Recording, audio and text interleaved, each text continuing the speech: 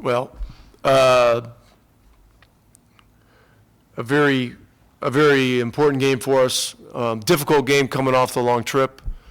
You know, we had the guys come in for a walkthrough before the game so they could sleep in. We asked them to do an active walkthrough to kind of reactivate their bodies. So it was kind of like a real shoot around, and it's just a lot to go through, you know, that kind of a trip, and then to get ready to play this team that's, even though they're without a couple of their top players, really difficult to play. So Holiday was great. You know, Martin gave us a good lift off the bench again. McConnell down the stretch really helped close the game. He just made plays and got the ball in the basket. Malcolm got his second career triple-double, which is phenomenal. You know, phenomenal accomplishment. And you know, I thought Karras played well. We're kind of re-ramping his minutes, trying to keep him in the 20s right now. So he didn't need to get in there at the end. So we were able to keep him in the 24 range or something like that. So, but he played really well, and you know, it's just an important game for us. When you're in a hole, you know, climbing out is a big challenge. Resiliency and consistency seem to be two of the major themes of the last couple of nights. Philadelphia went on a few runs, but never a significant one to get over the hump. What's led to that consistency in your view? Well, you know, we've been together now for a while. You know, what is it, 13, 14 games, and guys are, you know, learning who we are, how we have to play. You know, we got to get down and dirty and get our hands dirty. You know, that's how we got to play. We play with a lot of grit in Utah. After a slow start tonight, I thought we really dug in that group, in that second unit group. You know, with Holiday and Martin, and I think Torrey was in there. Those guys helped us get on a great run. We gave some of it back before halftime, but you know, our third quarter was solid, and we were able to finish. So, you know, we just got to keep building. We're building trust together. You know, we're building a level of respect for one another, and you know, winning games in the NBA this year is really as difficult as I've ever seen it, from top to bottom. As you get healthier, the impact of having a Karras LeVert in the starting lineup is obvious, but how would you describe the impact of the domino effect of that, getting to have Justin Holiday come off the bench and having a night like he did?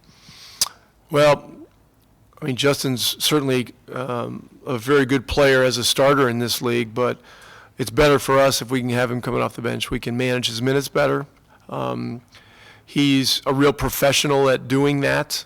You know, he knows how to get into the game. He's got the right mindset and experience for it, and he's just a total team guy. I mean, he's been a guy from the first time I talked to him. He said, "Hey, just anything you need from me, I will do, because I just want to win. I'm about the team." And he's been completely a man of his word, and it's just really a guy that shoots the ball the way he does. When he gets on a run like he did in the first half, it's a beautiful thing to watch. Rick, T.J. McConnell's had a wonderful run of 5-10 games now. Did something change for him, or did you tell him something that kind of turned his season? It felt like early in the season he was a little less effective than he has been in the last couple weeks. Yeah, we've had conversations, you know, but it's really always just been, hey, you know, do what you do. And our game is different a game when he's in the game. You know, we're not slowing it down a whole lot, other than the Sacramento game. We were doing a lot of it there. That was just a game plan thing. And he's just, you know, sometimes it just takes a while to get your rhythm and get your footing, you know, with a system that's different than last year. We're not that different than last year, but it's different. You know, it's a different staff. You're hearing different terminology and stuff like that. But we need him to just do what he does, which is be T.J. McConnell, because there's nobody else in the league quite like him. You guys have cut down the turnovers after a slower start there. That was a stat you didn't like early in the season. Now you had 15 tonight, and that's why you're making that face. But what kind of messaging went in turning that around? Was it less aggression, a strategic change, or was it more of a focus thing for you guys?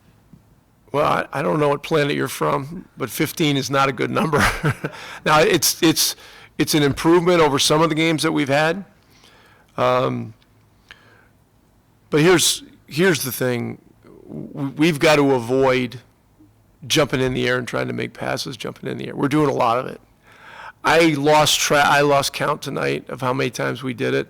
And it's just something we got to keep working on, keep talking about, keep showing, and simulating situations where guys, jump stop instead of, when you jump up in the air and have to make a split-second decision, particularly late in the clock, I mean, it's a very difficult proposition in the NBA.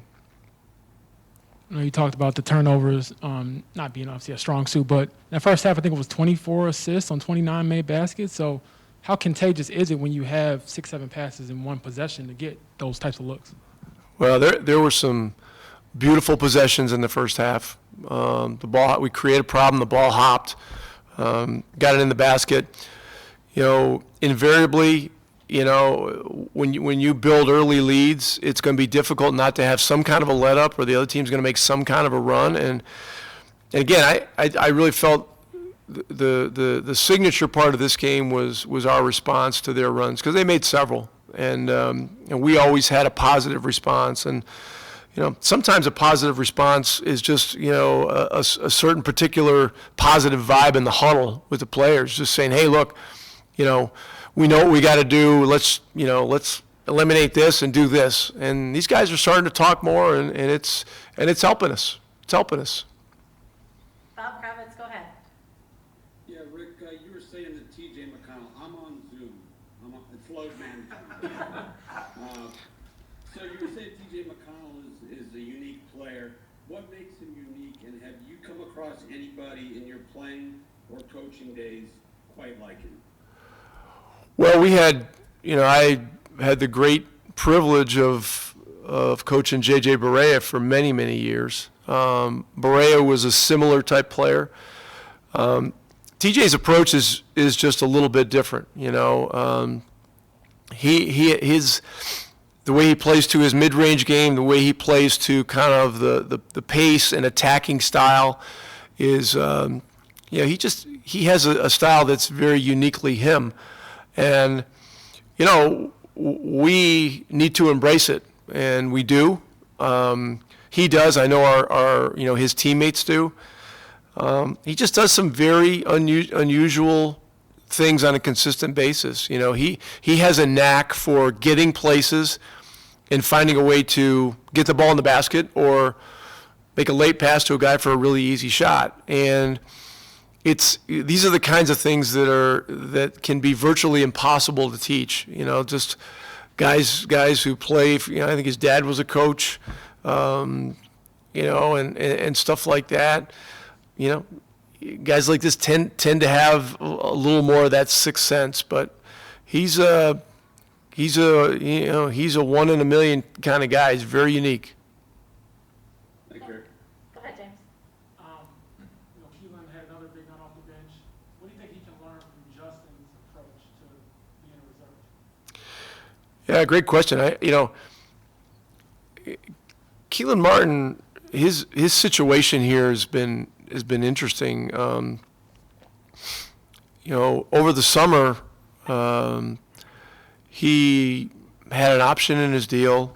They were able to talk to his agent about extending the option date.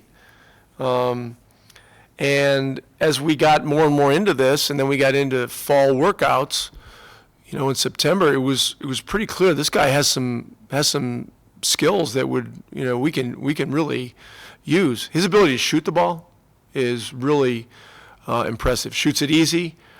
And as you're seeing the last couple of games, can create shots as well. I think the thing he's learning from Justin and Torrey Craig is some of the key things to being a good defender as a small ball four and and a three-man in this league. He's moving his feet well. He plays with attitude. He's got a tenacity about him. Ron Norhead keeps telling me that, all Butler guys are really good players. We gotta really respect all of them. So I gotta live with hearing that every other day. But there's worse things to hear than that. And he's right. He's right about Keelan. And so we've embraced what Keelan can do. I know that he spent time in the G League. Was in and out of the rotation. I don't know what his, all his stuff, whatever his reputation was. But when you get a new coaching staff coming in, it's a clean slate, and we really love what he's done. Ricky, you talked a couple games ago, I think it was, about TJ embracing who he is and that type of thing. Was that a turning point, something you saw on film about pushing him to be him again? Yeah, I don't know that he was ever trying to be something else. But, we're real positive with our guys. I mean, at halftime we come in there and we had a 20-point lead, and we made a few mistakes, and a few bad things happened. In that moment, we're staying positive and upbeat and talking about things we need to do to build the lead back up. In his case, it's just, we're just feeding him reinforcement of, hey, do what you do. Do what you do. And, the other thing I've encouraged our guys, when he's in the game, get him the ball and run. Because here's a guy that will throw it ahead. He will get it in the lane, and he will find you on cuts. And, as a teammate, he's as good as it gets. He'll give up his body for the team. He'll give up his body for a teammate. He'll do all of that stuff. So it's been great to see, and he's had some really important stretches for us at the end of games. He was great down the stretch in the Utah game. That jumper he hit when the little fracas broke out with Miles and Rudy, that was a huge shot in that game. And he just needs to stay aggressive. And is it just me, or is this the best dressed Indy Star reporter we've ever seen? And congrats on your first home win too. Justin, you talk about always being confident and how your confidence is always high. So when you have a night like tonight, what do you think leads to a performance like this? I mean, the ball just going in. Coming out and doing the same thing I do every day, and being aggressive and doing my job and what my role is with this team. And eventually, they're going to have to fall. So it happened tonight. Hopefully it continues to do so, because that's what I do to help. And that's really all I want to do, is go out there and help my team and give us a chance to win. Just the ball movement, the high assist numbers, what was that a product of? I think we've been really doing a good job of trying to look for each other and understanding more and more that we can win games a lot easier when we use everybody. Our team has been doing a great job. Obviously, Malcolm and TJ kind of being the two-headed snake in the sense of one, getting us in our actions, getting the ball moving and putting a lot of pressure on the rim. And once you put a lot of pressure on the rim, the defense has to come in and collapse, and the guys are open, and they're just dropping it off, doing a great job. Justin, looking at your numbers coming off the bench this year, you're comfortable in that role. So why are you so comfortable just being able to come in pretty much whenever you're called to be productive? To be honest with you, man, how I come in doesn't really matter. I'm just comfortable playing the game. I think I do fit well playing with those guys. To be honest with you, I think I fit well in both systems. But I think the second unit plays a little faster, and I think that's to my advantage. And then me and TJ have obviously played together and done this since the first day we got on the team together. So I think there might be a level of comfortability there too as well. And how have you seen, or maybe even helped, Keelan make that next step as a reserve, being productive coming off the bench? Yeah, Keelan's thing about Keelan is he's always been like that. He's always been very, very aggressive. Always been like itching to get in and do something and play well and play hard and be aggressive. And he's being rewarded for that. He's finally getting this chance to show what he can do, and he's always been ready. Keelan, that's the one thing I think about Keelan. When I think about him, like how he's playing now is like not a surprise to me, because he's always ultra aggressive. He watches him practice. He's always aggressive defensively as well, and I think that's valuable for our team and any team. To be able to score the ball like that and guard, what more can you ask for? Justin, we're used to a lot of this from TJ, but have you noticed anything different from him in the last week, 10 days, as he's kind of found his groove? Yeah, I mean, like you say, he's in the groove. He's playing well. Playing very, very confident. Obviously, I'm not saying him shooting the three has changed everything, but he's shooting the three well as well. I think he's just in a very, very comfortable space. TJ's always been a very confident player to me, but I feel like his confidence level this year has been a little different. It could be being comfortable, knowing where his shots are going to come. And it could be, going through however many games we played now, finding like, okay, this is what I can do. This is where my spots are. I'm going to just go out there and do it every night. And he's been doing a great job of it. Bob Kravitz, go ahead. Yeah, Justin, I'm on Zoom here. What following up on TJ, what makes him so unique? Well, one thing it's hard to teach, and people always try to teach it to every player, is to be able to play hard, but with the level of energy that he has. His energy is contagious, one, but two, is hard to match, and it's hard to create yourself. So when you have a player like TJ that plays hard, isn't afraid of anything, brings energy which unites the rest of the team, I mean, it's just hard to have that. And you would think you would think you can go and find anybody out there, like, you need to play hard, play like this. It's not easy to do. And he does that night in and night out, regardless of the ball's going in or not, regardless of if he makes turnovers or not. He's going to put his head down, man, and really give us everything to the team. And I think that's what makes him special. Okay. Tobias had 32 tonight, but he had only 8 in the second half and only 2 in the fourth quarter. What adjustments did you guys make on him? That's kind of defense by committee. I know there's a lot of switching, and why do you feel like those were impactful in the second half? Yeah, I mean, all you do is just try and make it tough on them. No easy baskets, no wide open threes. Make him work for his shots. And, as that game slows down towards the end of the game, and, a lot of his shots are coming out of, post-ups, which are taking, a few seconds here and there, and maybe mid-post actions. Just after a while, the game slows down. It kind of, becomes a little tougher, and everybody's locked in on you. So I think we did a great job, Malcolm guarding them, both of our bigs, me and them at times, just showing the crowd, making it hard on them, not letting them just have a wide-open just look. And, sometimes it works out in your favor. TJ, you've had a nice stretch of quality games here, and down the stretch tonight, I think, hit maybe the 3 biggest shots of the game to kind of put the game away. What were you seeing in those final stretches there, and why were you able to be successful in them?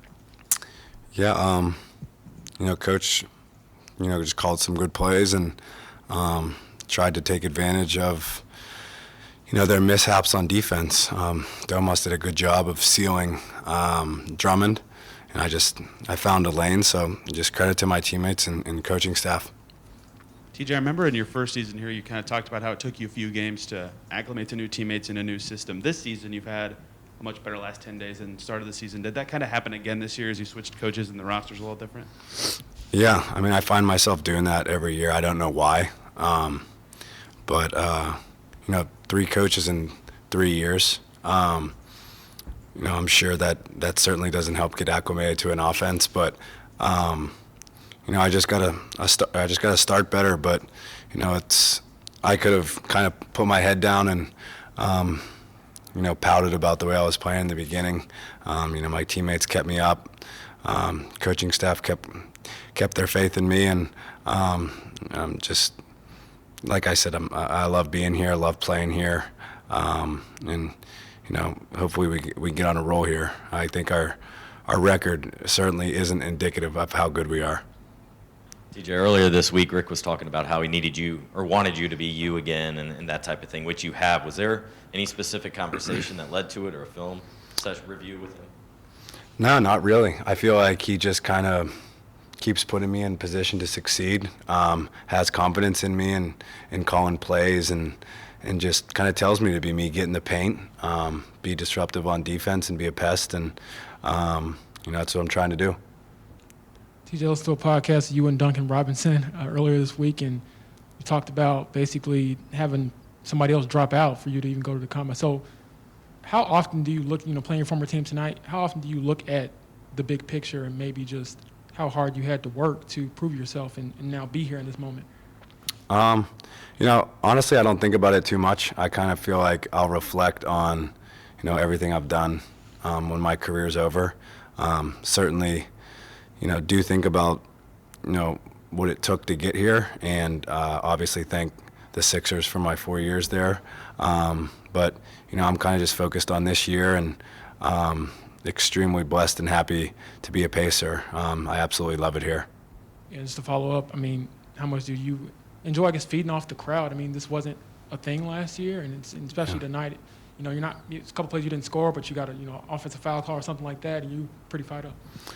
Yeah, we've got a great home court advantage, a great fan base, a passionate fan base, and when I can, I just try to get them involved in the game, and because when they're up and rowdy and cheering really loud, this is a really, really tough place to play. So I just do my best to kind of get them involved.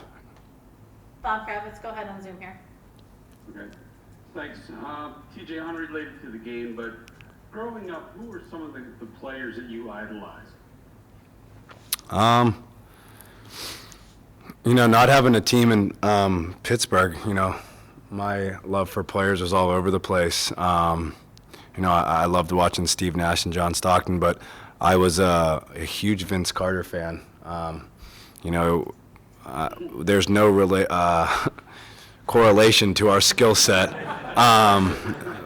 but just really loved watching him play. And obviously, Philly was like 5 hours away, and watched Allen Iverson and stuff like that. But just a fan of the game. But to kind of base my game off people, to take a little bit of John Stockton and tiny bit off Steve Nash, and there's certainly some other players, but the Vince Carters and Allen Iversons of the world, just a fan of the game. Yeah, thank you. Go ahead, Scott.